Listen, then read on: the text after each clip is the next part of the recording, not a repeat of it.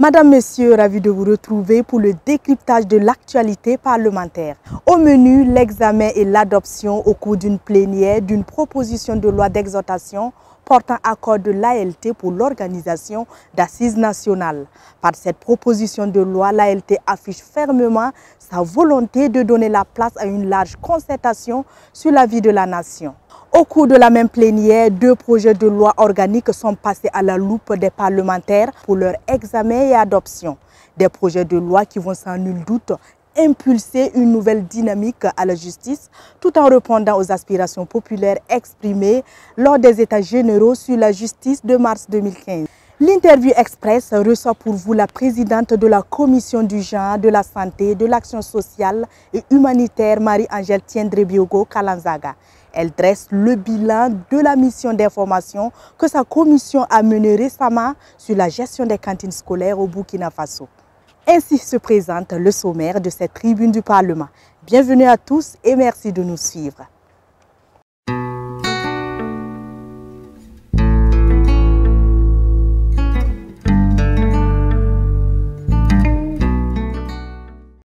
Le projet de loi organique portant attribution, composition, organisation et fonctionnement du Conseil supérieur de la magistrature et le projet de loi organique portant modification de la loi organique numéro 050-2015/CNT du 25 août 2015 portant statut de la magistrature ont également été adoptés par les députés le 26 avril dernier.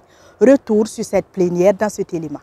Les députés de la 3e législature de transition adoptent le projet de loi organique portant modification de la loi organique numéro 50-2015/CNT du 25 août 2015 portant statut de la magistrature. Le présent projet de loi organique comporte des innovations majeures et répond aux objectifs poursuivis par la révision constitutionnelle du 30 décembre 2023. On a essayé donc de réduire le congé des magistrats, et cela donc dans le souci d'avoir une justice plus efficace. Voilà, donc de 45 jours nous sommes passés à 1 mois. Le rattachement donc des parquets au ministère de la Justice.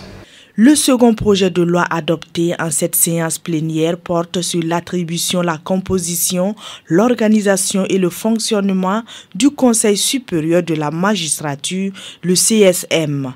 Comme innovation, nous pouvons noter entre autres l'intégration de membres non magistrats dans la composition du Conseil supérieur de la magistrature et l'instauration de chambres disciplinaires devant gérer les manquements des magistrats à l'éthique et à la déontologie. Après adoption, en fait, on attend que le Conseil constitutionnel donne, comme c'est une loi organique, le Conseil constitutionnel va donner son avis. Le CSM va connaître un chamboulement.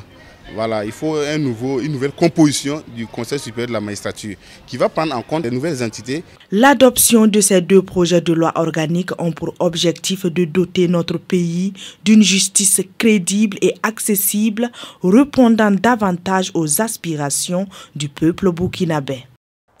Comme annoncé en titre, au cours de la plénière du vendredi 26 avril dernier, les parlementaires ont examiné et adopté la proposition de loi relative à l'organisation d'assises nationales.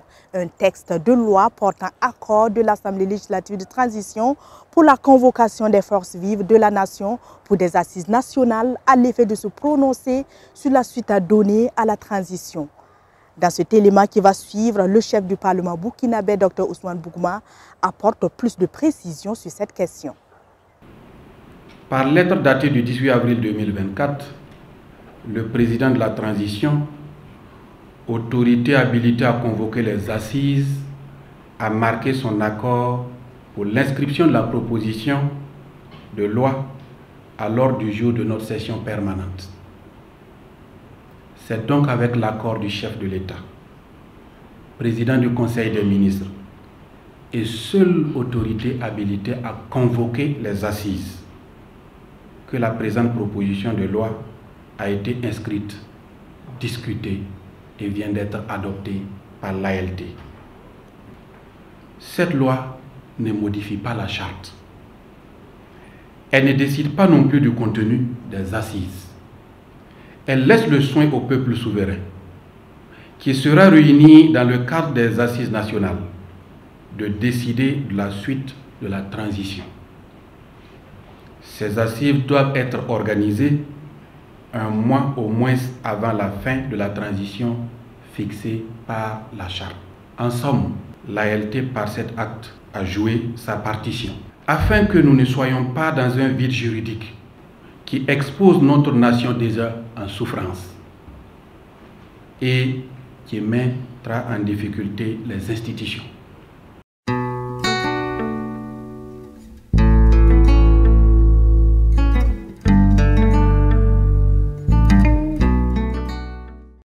La gestion des cantines scolaires au Burkina Faso a fait l'objet d'une mission d'information de la Commission du genre, de la santé, de l'action sociale et humanitaire. Dans cette interview que la présidente Marie-Angèle Tiendré-Biogo-Kalazaga nous a accordée, elle nous fait le bilan de la mission. La commission a-t-elle pu toucher du doigt les réalités des cantines scolaires au Burkina Faso? Les éléments de réponse dans cet entretien. Présidente, bonsoir. Bonsoir, Monsieur Koulibaly.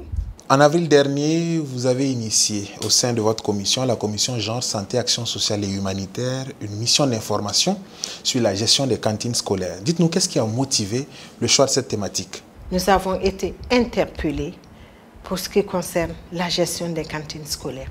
Beaucoup de choses ont été incriminées dans cette gestion. Donc, la commission du genre, qui a également à sa charge l'éducation, a décidé d'inscrire cette activité dans son programme d'activité afin d'aller sur le terrain, d'évaluer et situer les responsabilités. De façon pratique, comment est-ce que vous avez organisé les différentes étapes de cette mission d'information sur le terrain? La mission d'information a concerné les régions du centre-ouest et des hauts-bassins. Donc, dans un premier temps, nous avons d'abord échangé avec les différents acteurs régionaux qui sont impliqués dans la gestion des cantines scolaires. Après ces différents échanges que nous avons eus, nous nous sommes déportés sur le terrain où nous avons pu toucher du doigt tout ce qui concerne la cantine scolaire. Justement, Président, dites-nous quels sont les problèmes que vous avez eu à déceler au cours de ces missions d'information. Il y a des retards dans l'approvisionnement des vivres au niveau des écoles. Les fournisseurs qui ne sont pas, pour la plupart du temps, ils ne sont pas solvables, si bien que lorsqu'on attribue les marchés, on est obligé de déclarer les différentes actions infructueuses. Et également, la qualité des vivres servis aux enfants dans les cantines scolaires laisse à désirer. Présidente, dites-nous quelles sont les recommandations que vous avez formulées au sortir de cette mission d'information. Nous sommes toujours sur le rapport et je puis vous rassurer que compte tenu du constat que nous avons fait sur le terrain, ce rapport va contenir certainement des recommandations pertinentes à l'endroit du gouvernement.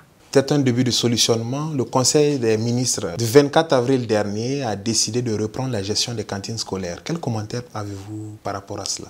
Cette rétrocession de la cantine, de la gestion des cantines scolaires au MENA-PLN, c'est une décision gouvernementale que je salue à sa juste valeur.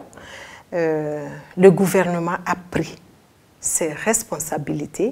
Présidente, en dehors de la tutelle qui a changé de main, est-ce qu'il y a d'autres difficultés qui doivent être relevées? La collaboration des différents acteurs est primordiale. Et justement, dans ce sens, notre rapport fera cas certainement d'actions qui devraient accompagner ce changement de tutelle.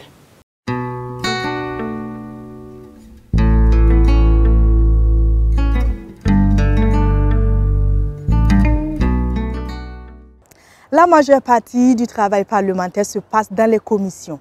Ainsi, une commission peut être saisie au fond pour l'examen d'un projet de loi.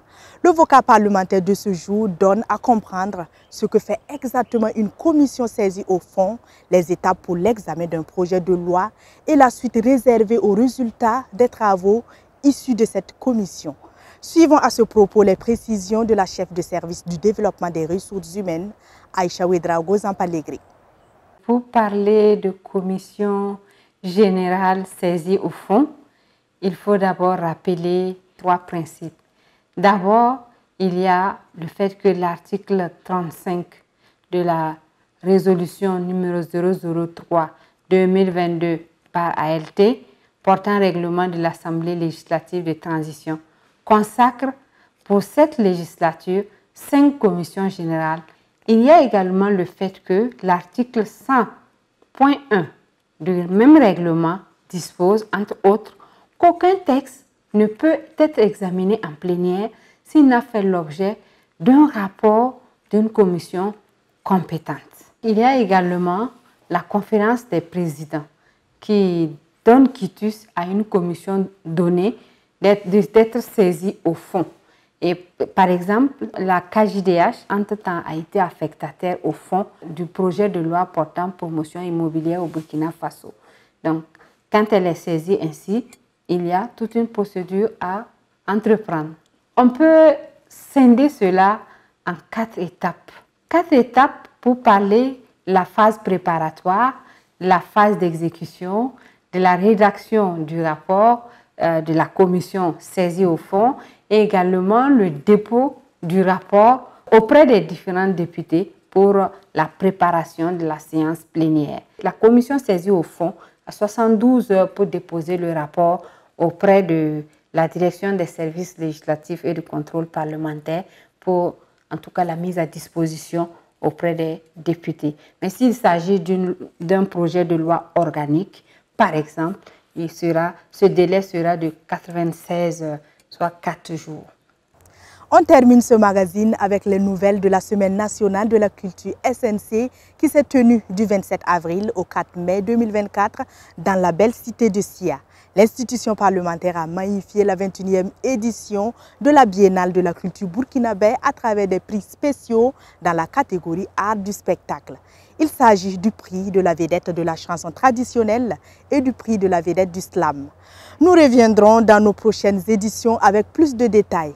Mais en attendant, vous pouvez suivre de bout en bout toute l'actualité sur les différentes plateformes digitales de l'Assemblée législative de transition. Voilà, on s'arrête là pour aujourd'hui. Merci à vous, chers téléspectateurs, pour votre aimable attention. Rendez-vous la semaine prochaine à cette même heure, même canal, pour un tout nouveau numéro de votre émission. Au revoir.